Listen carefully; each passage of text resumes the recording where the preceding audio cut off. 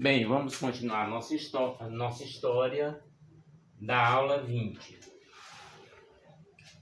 Vamos começar por 21 de abril de 1993. Nessa data foi feito um plebiscito que é uma consulta popular, né?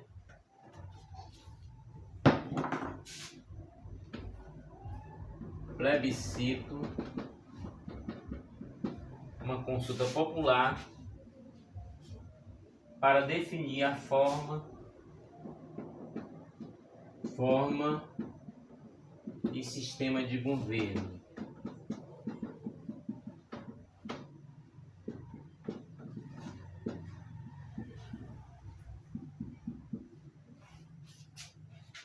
Para definir a forma e sistema de governo que deveria prevalecer no Brasil depois da Constituição de 88. 57% dos brasileiros aprovaram República Presidencialista. República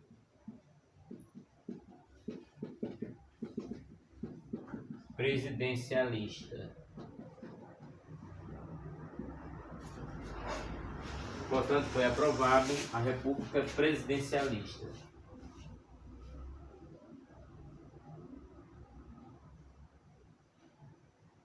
Em agosto,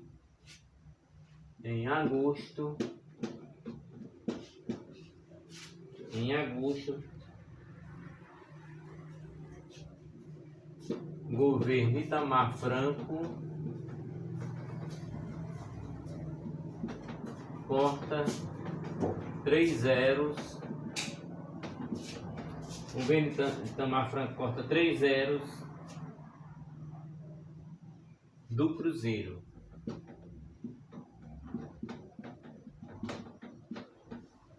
Do Cruzeiro, que passa a ser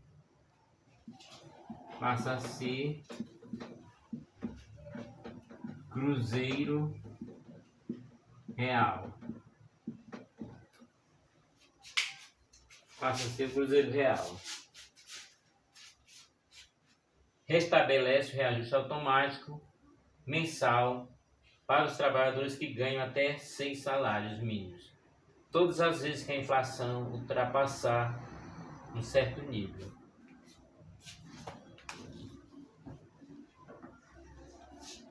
Portanto, vejam quem estava ganhando no governo de Itamar Franco e quem não estava ganhando com o governo de Itamar Franco. Portanto, 17 de outubro, 17 de 10 de 93, PSDB indica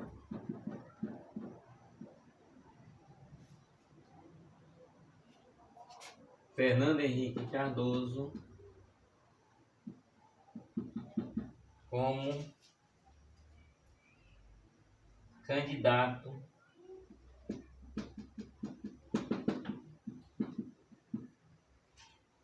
para presidente em 1994.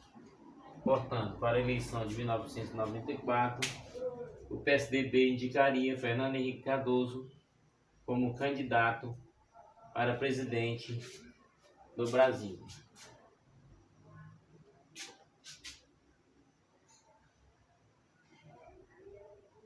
Dia 16 de dezembro de 93, STF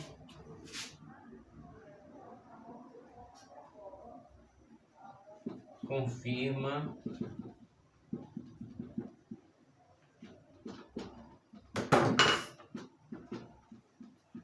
a sentença contra Collor.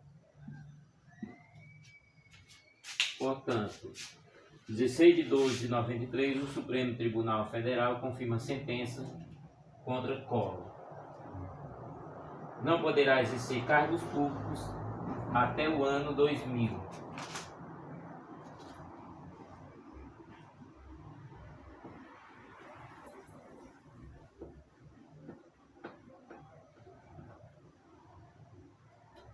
Portanto, não poderá exercer até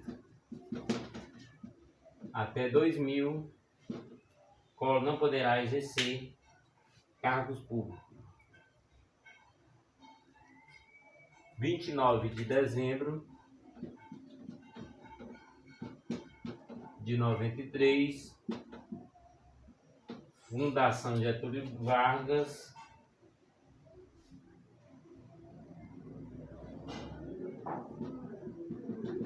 confirma inflação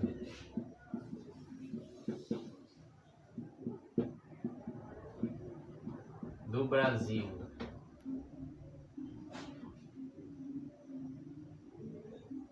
R$ 2.567,46. Recorde. Portanto, a inflação do Brasil chega a um recorde.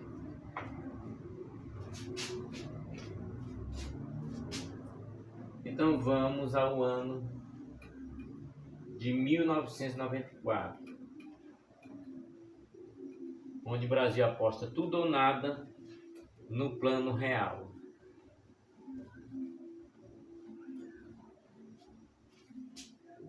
Portanto, 1994,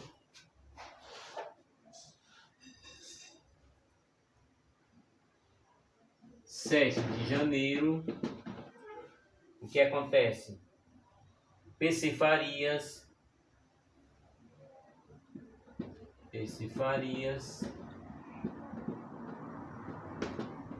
é condenado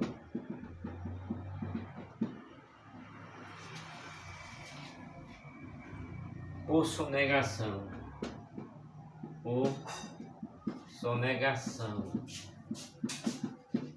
Portanto, dia 7 de 1 de 1994, PC Farias é condenado pelo crime de sonegação.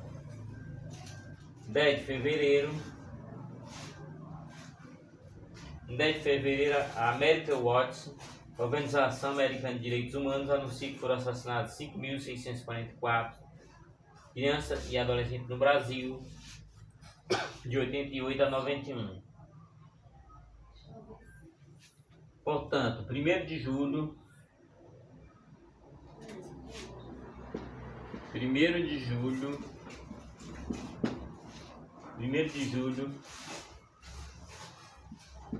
o governo lança o Plano Real.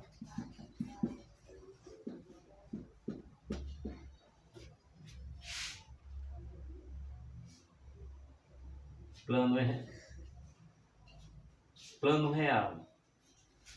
Novo plano de estabilização econômica. A moeda muda de cruzeiro real para real. Muda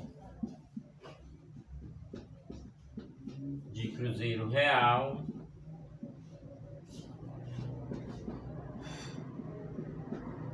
para real. Lembrando que o ministro da Economia era Fernando Henrique Cardoso, o FHC.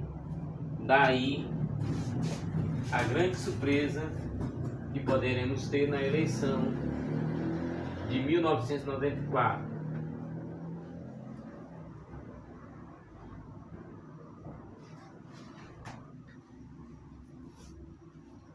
Em 3 de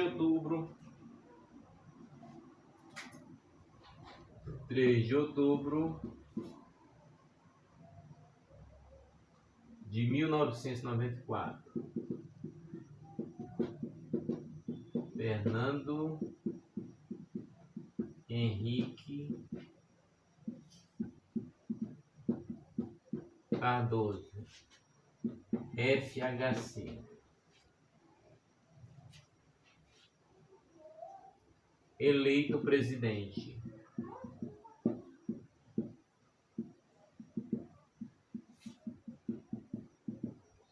Eleito presidente com 54,3% pelo PSDB, partido de esquerda, sobre Lula do PT, com 27%. Portanto, Fernando Henrique Cardoso é eleito presidente do Brasil. Isso em primeiro turno. Quer dizer, o Plano Real foi muito combatido, principalmente porque tornou-se um objeto de uma eleição. Em 12 de dezembro de 94,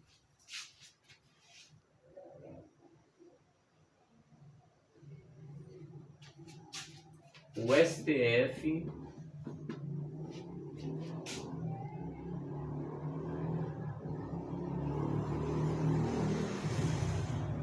absolve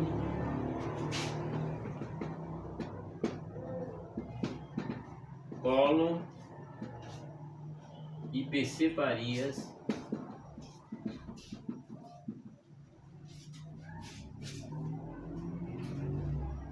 por falta de provas. Portanto, sem as provas, não foram condenados. Então, 12 de dezembro de 94, o STF absolve Collor e PC Farias por falta de provas.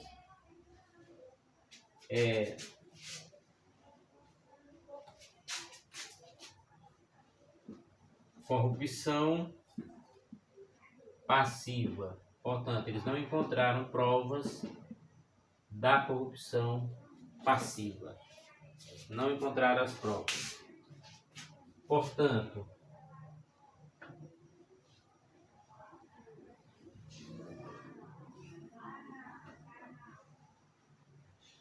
vamos ter um pequeno resumo do governo de Fernando Henrique Cardoso e continuaremos em outra aula os outros governos do Brasil. 1995, 1º de janeiro, Fernando Henrique assume. E a política do real continua no seu governo. A inflação de 1996 já chegava a casa. Inflação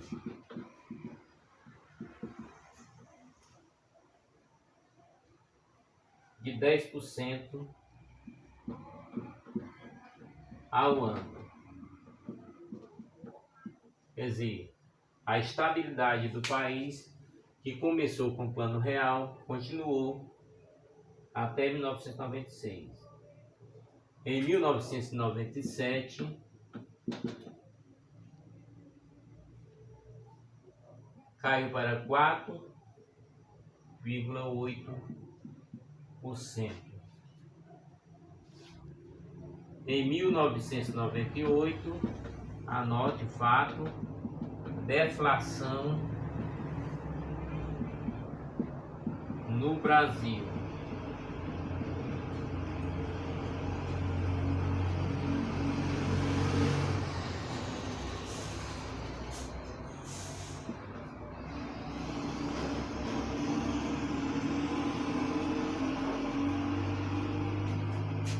Portanto, em 1998, deflação no Brasil, menos 1,79%. 1999,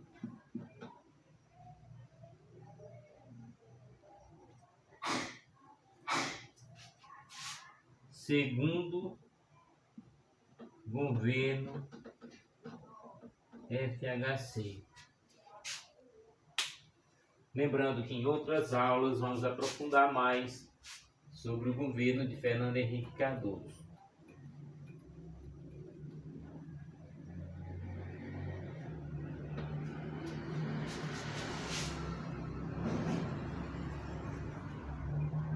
O desemprego do Brasil, desemprego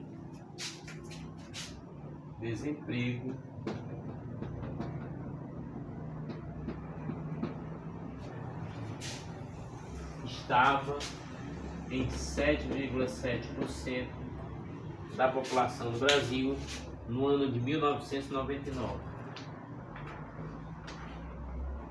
Portanto,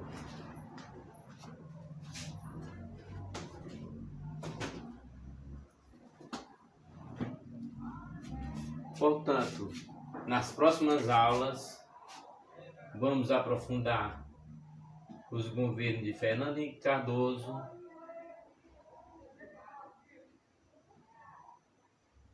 Lula, Dilma, Temer e Bolsonaro. A realização desses governos com certeza estarão presentes em questões de concursos. Terminamos uma parte da história presidencial e vamos voltar um pouco para as revoltas nativistas. Vamos tirar um pouquinho da aula para esse tema. Revoltas nativistas que aconteceram lá no Brasil colonial e que ficamos de reforçar sobre o assunto nesta aula. As revoltas nativistas, vamos estar reforço colonial. Foi um assunto que nós começamos lá na história colonial e nós citamos as revoltas, mas não aprofundamos. E agora vamos aprofundar nesses 20 minutos de aula. Vamos aprofundar sobre cada uma dessas revoltas nativistas, para que você possa entender.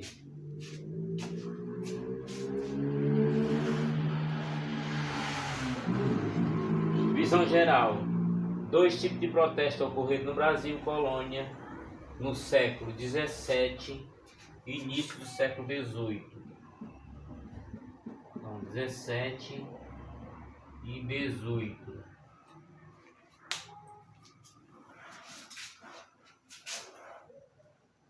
O primeiro protesto caracterizou-se por levante de colonos que se sentiram prejudicados com as altas taxas de impostos cobrados pela coroa e com o monopólio exercido pela companhia mercantilistas.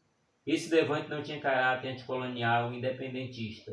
Foram movimentos isolados de pequena repercussão, como a Guerra dos Mascates, ou ainda insignificante e não comprovado episódio de aclamação do rei paulista Amado Bueno no ano de 1641. O outro tipo de protesto tinha característica fortemente anticolonial. Manifestou-se como rebeliões dos negros contra a escravidão e contra a opressão do branco colonialista. A mais famosa foi a de Palmares. Vamos começar pela revolta de Beckner. Revolta de Beckner. Foi uma rebelião de colonos do estado do Maranhão. Então vamos colocar MA Maranhão, que se estendia do Rio Grande do Norte até o Pará. Do Rio Grande do Norte até o Pará. Os colonos da região enfrentavam um constante problema de falta de mão de obra. A maioria dos escravos negros trazidos para o Brasil destinava-se à Bahia e a Pernambuco. Os colonos do Maranhão exploravam então o trabalho escravo indígena. Mas os jesuítas, sob a liderança do padre Antônio Vieira, lutavam desde 1653 contra essa prática. Então, Padre Antônio Vieira,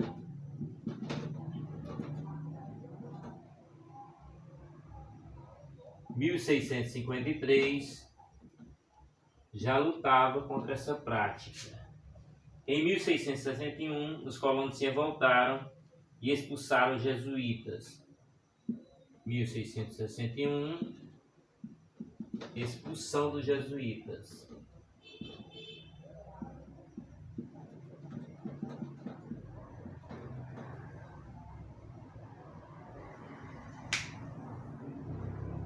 Prenderam Padre Antônio Vieira. Pouco menos de 20 anos depois, os jesuítas voltaram ao Maranhão com autorização régia de impedir a escravidão dos índios. O conflito entre colonos e jesuítas nasceu, aumentando a tensão na região. Os colonos protestavam também contra a presença da Companhia de Comércio do Estado do Maranhão. Além de não cumprir seu objetivo inicial de fornecer escravos negros aos colonos, a companhia cobrava preços exorbitantes pelos produtos importados de que os colonos tinham necessidade. Crescia o ódio aos abusos da companhia. Em 1684, esse ódio explodiu na rebelião. Os irmãos Beckman, Manuel e Tomás, eram os grandes proprietários rurais que também se sentiam prejudicados pela ação da companhia. À frente de vários outros colonos descontentes dos irmãos Beckman, prenderam o jesuíta e o capitão Mó do Maranhão. Ao mesmo tempo, tomaram o depósito da companhia. Na Câmara Municipal, iniciaram, com o apoio da maioria dos proprietários, uma administração própria. Em maio de 1685, Portugal enviou o novo governador, que começou a atender parte das reivindicações de colonos. Serenados os ânimos da coroa, a título de exemplo, prendeu alguns rebeldes. Enforcou 2 deles, um dos quais era Manuel Beckman. Portanto, vamos colocar a Revolta de Beckman no ano de 1684.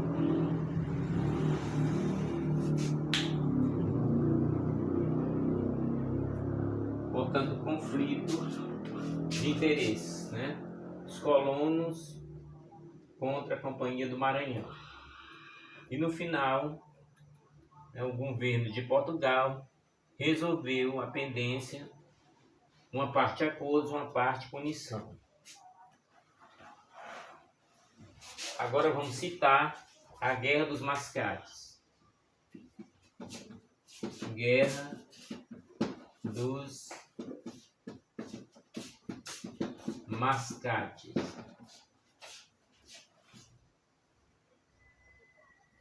Olinda versus Recife. O conflito entre Olinda e Recife, ocorrido em 1710.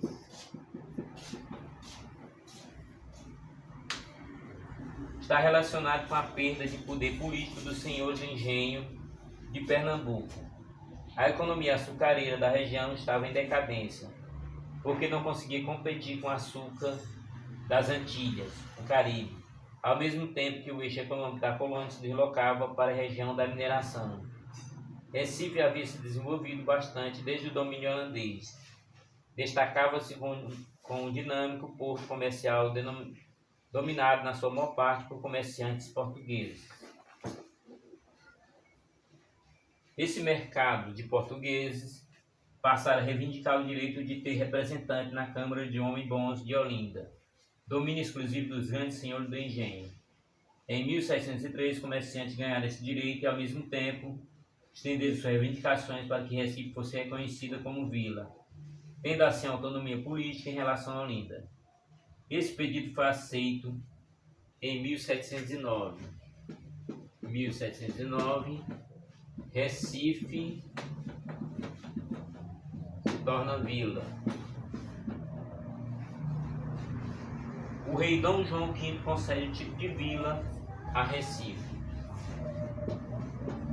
Dom João V concede esse título de vila a Recife. Como os donos do poder em Olinda não queriam aceitar a nova condição de cidade vizinha, invadiram Recife e destruíram o Pelourinho, símbolo de sua autonomia. Os Mascates, como era conhecido os mercadores reagiram dando origem a sangrentos combates.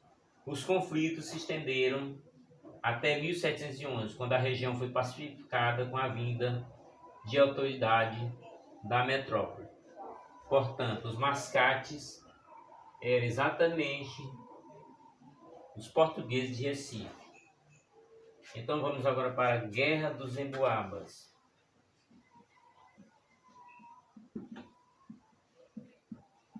Guerra dos Emboabas. Vamos descobrir quem eram os emboabas. Portanto, os paulistas descobriram ouro na região de Minas Gerais. Começaram a reclamar a exclusividade do direito da exploração do metal. Portanto, os paulistas já ficaram revoltados que alguém estivesse tomando a área de ouro encontrada por eles. Portanto, considerava estrangeiro e invasou os portugueses, mestiços, índios, brancos e negros que chegavam na região. Como a região da mina fazia parte da capitania de São Vicente, a Câmara Municipal de São Paulo pediu ao rei em abril de 1700 o direito exclusivo sobre a região de Minas. Portanto, a Guerra de Emboabas ela vai acontecer.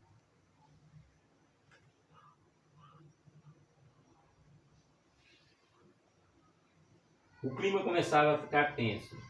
Os paulistas se diferenciavam muito dos outros colonos. Sua língua não era o português, mas o tupi-guarani.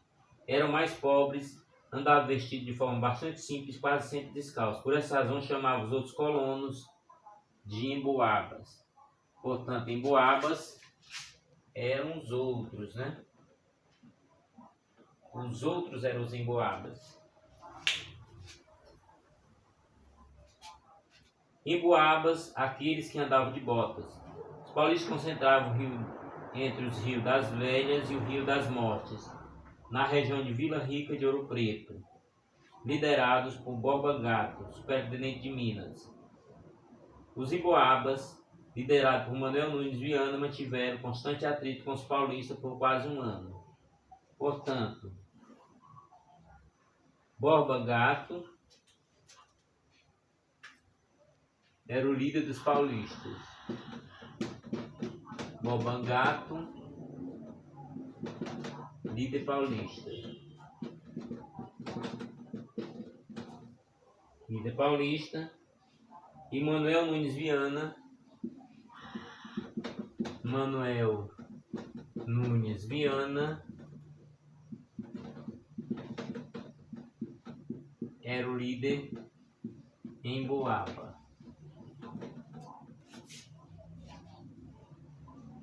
Mantiveram constante atrito com os paulistas por quase um ano. O episódio mais famoso foi chamado de Capão da Traição. Capão da Traição. Capão da Traição, no qual vários paulistas foram massacrados. A pacificação só deu quando foi nomeado novo governador em janeiro de 1709, que expulsou o líder Emboaba e atendeu a algumas reivindicações dos paulistas, como de garantir os retornos que haviam sido da região. O governador Dom Antônio de Albuquerque Coelho determinou a proibição do uso de armas por negros, índios e mestiços. Portanto, Dom Antônio, 1709, Dom Antônio Albuquerque Coelho era um governador.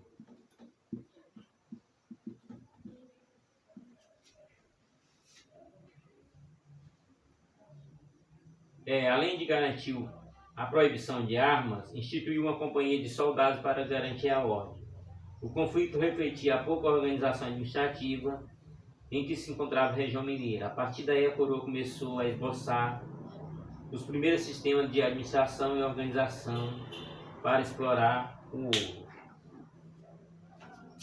Portanto, a história do Brasil é muito rica, cheia de detalhes que aos poucos vão sendo colocados. muito importante que sejam colocadas. Agora vamos colocar a revolta de Felipe dos Santos. Revolta de Felipe dos Santos.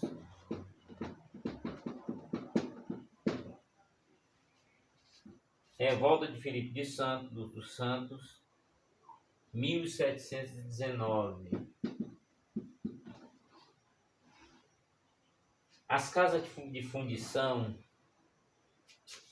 mostraram-se o sistema mais eficiente para fiscalização e arrecadação de impostos. E por isso passaram a funcionar com mais intensidade depois de 1719, o que gerou violentos protestos.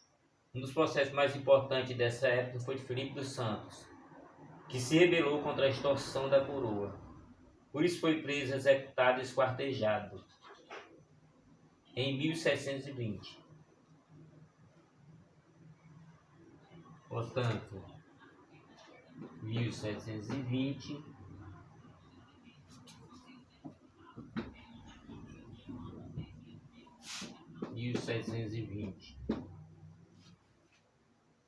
o desfecho com a morte de Felipe dos Santos. Estabeleceu-se mais tarde uma taxa obrigatória de 100 arrobas. Uma taxa de 100 arrobas. Taxa de 100 arrobas, que era 1.500 quilos, 1.500 por ano. Era a taxa de exigência de ouro por ano. Caso não atingisse essa quantia, instituía-se o dia da derrama, isso é, confiscava-se o ouro e outras riquezas até alcançar a taxa estipulada. No mesmo ano que ocorreu a revolta de Felipe dos Santos, o governo português transformou Minas Gerais em capitania separada de São Paulo. Quer dizer, era uma só companhia desde 1710.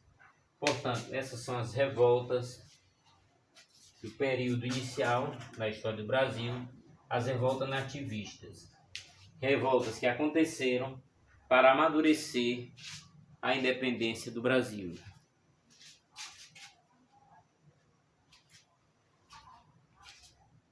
Então, a partir dessas revoltas, podemos concluir que eram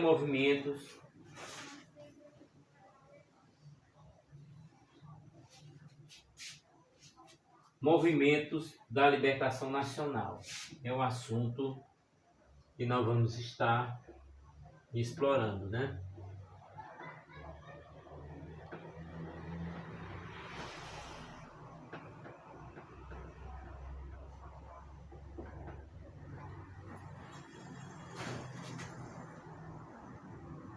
Movimentos da libertação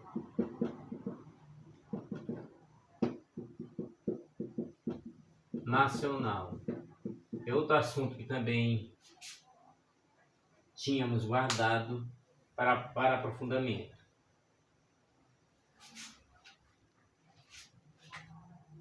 A administração do Marquês de Pombal.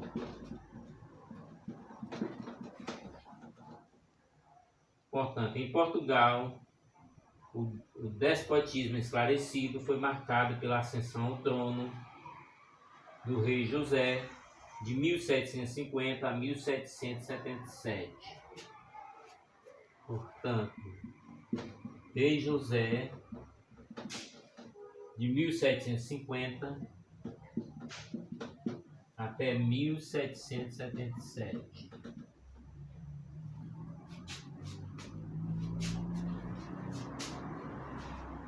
Que se serviu dos préstimos do Marquês de Pombal, iluminista português, que pretendia modernizar o Estado português, mantendo seu aspecto absolutista.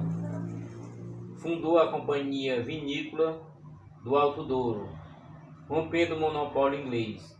Decretou a expulsão dos jesuítas, criou a Companhia de Comércio, esperando aumentar a produção geral da colônia, intensificou o tráfico de escravos e os impostos sobre a mineração, como a derrama. Em 1763, Pombal transferiu a capital da colônia de Salvador para o Rio de Janeiro, buscando a aproximação com a região platina e com a região mineradora. E são detalhes muito importantes da nossa história, detalhes que vamos estar especificando. Importante a especificação desses detalhes para que possamos ter um domínio maior sobre a história do Brasil. A história do Brasil, que é contada até mesmo antes do descobrimento do Brasil, essa história nos é contada. Como foi que os portugueses chegaram, ao Brasil? Então vamos aprofundar um pouco sobre o nosso personagem aqui da história.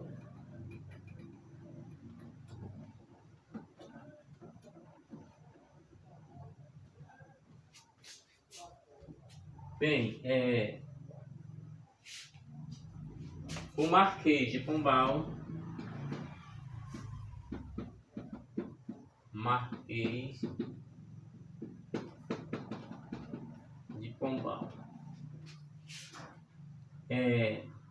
era iluminista, né? Iluminista português. Era iluminista português. Rompeu o monopólio inglês, né? Rompe o monopólio inglês.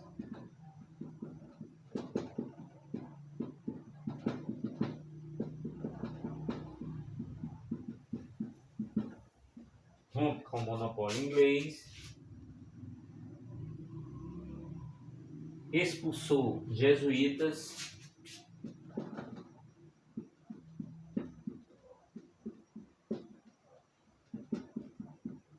A gente viu que os jesuítas eram contra a escravidão dos índios. Criou companhias de comércio esperando aumentar a produção geral da colônia. Intensificou o tráfico de escravos e impostos sobre mineração, como a derrama. 1763,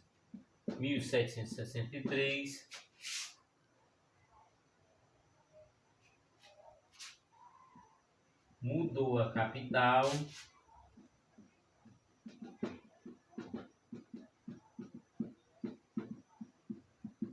de Salvador para o Rio de Janeiro, buscando a aproximação com a região platina e com a região mineradora.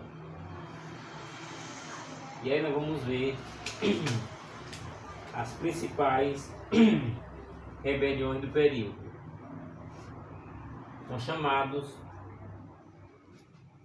São outros movimentos agora.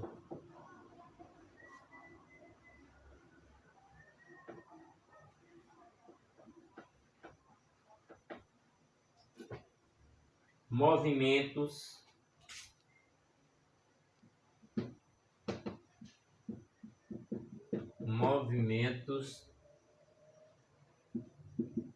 emancipacionistas.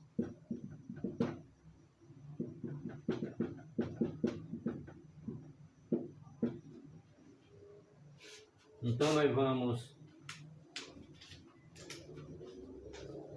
aprofundar sobre determinado conteúdo que falamos em aulas passadas. Inconfidência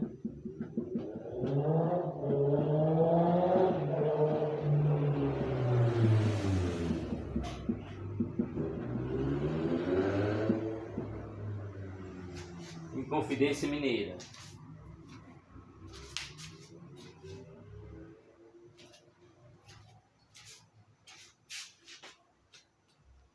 Para superar o crescente déficit de suas finanças, Portugal impôs uma taxa mínima de 100 arrobas, 1.500 quilos de ouro, que deveriam ser arrecadados a cada ano. Com o esgotamento das minas, isso se tornava impossível. Em 1781 foram arrecadados 81 arrobas, equivalente a 1.215 quilos. Para completar a parte faltante, os portugueses recorreram à derrama, que era o confisco à força do restante. Quer dizer, a derrama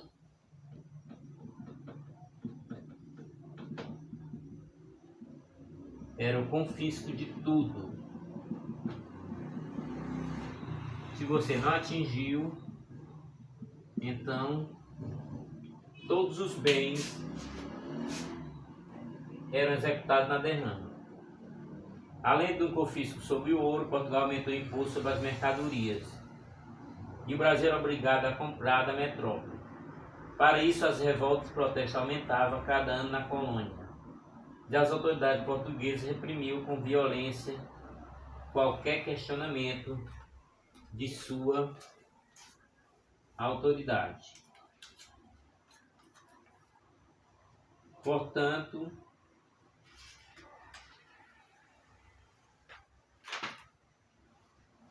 vamos colocar algumas ideias. Os interesses de cada um sobre a história. Nas 3 categorias de apoio do levante, ativistas, ideólogos e conspiradores movidos por interesse financeiro, esses últimos eram que de muitos modos exerciam uma influência maior. Eram todos contratantes, fiadores do contratante, ou como Vicente de Mota e Marcel, homens cujo destino se ligava ao dos primeiros. Alguns dos magnatas da Inconfidência. José de Alvarenga Peixoto vivia em 1788 uma situação crítica, com uma ação pendente na Junta do Comércio de Lisboa, cobrando-lhe 11.193.507 réis que devia a um certo Dionésio Chevalier. Estava endividado também com João Rodrigues de Macedo, que lhe emprestava dinheiro desde os tempos de Coimbra. José da Silva de Oliveira Rolim pesava sobre esse padre de Teju, com a face marcada por uma fina cicatriz, uma ordem de banimento expedida em Lisboa. Carlos Correia de Toledo e Melo, vigário de São José, era um rico proprietário de terra com grande lavoura e trabalho de mineração, sendo senhor de numerosos escravos na comarca de Rio das Mortes. Francisco de Paula Freire de Andrade, comandante do Regimento dos Dragões de Minas Gerais, a quem Melo acusava de ser parcialmente responsável pelo calamitoso estado da fazenda de Minas. Joaquim Silvério do Rei denunciou a conspiração ao Visconde Barbacena em troca do perdão de suas dívidas. Ele e João Rodrigues de Macedo eram os mais notórios devedores da fazenda. O impacto das instituições de Melo e Gastos minimizam. O ministro de Ultramar da Maria já tinha alcançado suas casas. Em outubro de 1788, a Junta da Fazenda determinaram o confisco da herança de um dos avalistas de Macedo em seu contrato de dízimos. José Álvares Marcel, com 27 anos, em 1788, filho do capitão Mó de Vila Rica, era o mais jovem dos Inconfidentes, totalmente dependente do pai. Domingos de Abreu Vieira. Parece evidente que esse velho e respeitável negociante português se envolveu na conspiração, só porque lhe proporcionaram o meio de eliminar suas dívidas. José Aires Gomes era fiador de João Rodrigues de Macedo, em seu contrato de dízimo feito em 1777. E 10 anos depois ainda representava uma dívida de mais de 280 contos de réis. As ideias francesas e os conspiradores. Essas ideias francesas e os conspiradores é que vamos chegar à Inconfidência Mineira.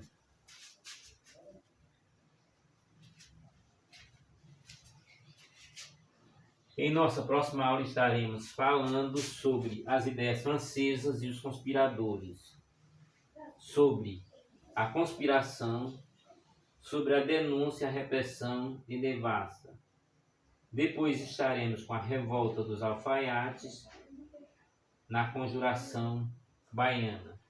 Depois o levante de 1798, para finalmente terminarmos uma parte da história. Depois continuarmos com os presidentes do Brasil.